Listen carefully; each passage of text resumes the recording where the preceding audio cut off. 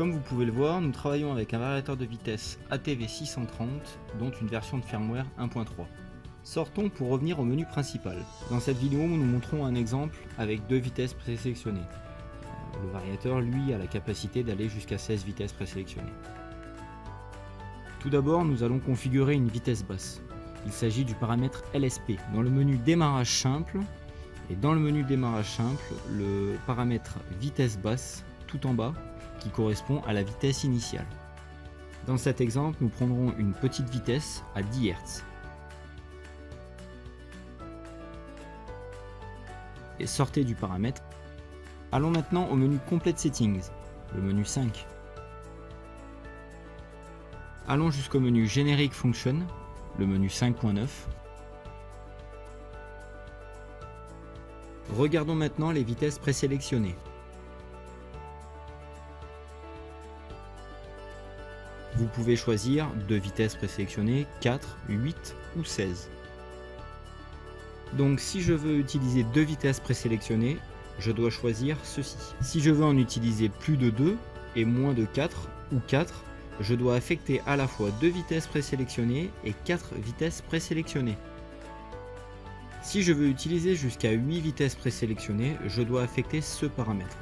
Et si je veux utiliser jusqu'à 16, celui-ci. Dans cet exemple, nous allons utiliser 2 vitesses présélectionnées seulement. Je vais donc affecter ceci, vous devez l'affecter à une entrée logique. Dans cet exemple, nous allons utiliser DI2, ce qui signifie que lorsque DI2 est à l'état bas, on fonctionne à la vitesse initiale, c'est-à-dire votre vitesse basse, lorsque vous envoyez une commande de démarrage sur DI1.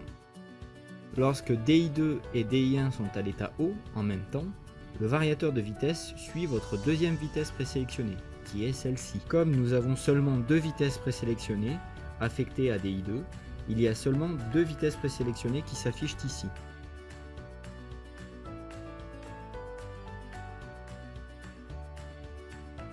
Je vais affecter à cette vitesse, disons au hasard 15 Hz.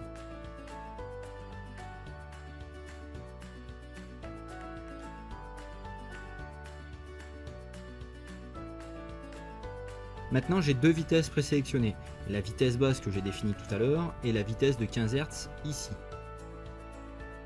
Supposons que je veuille entrer une troisième vitesse.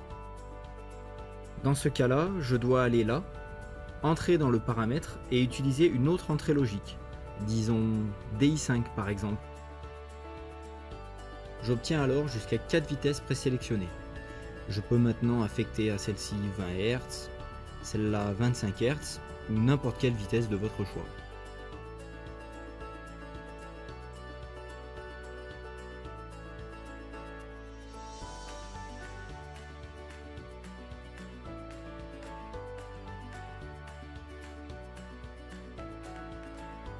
Comme vous le voyez, j'ai maintenant jusqu'à 4 vitesses présélectionnées.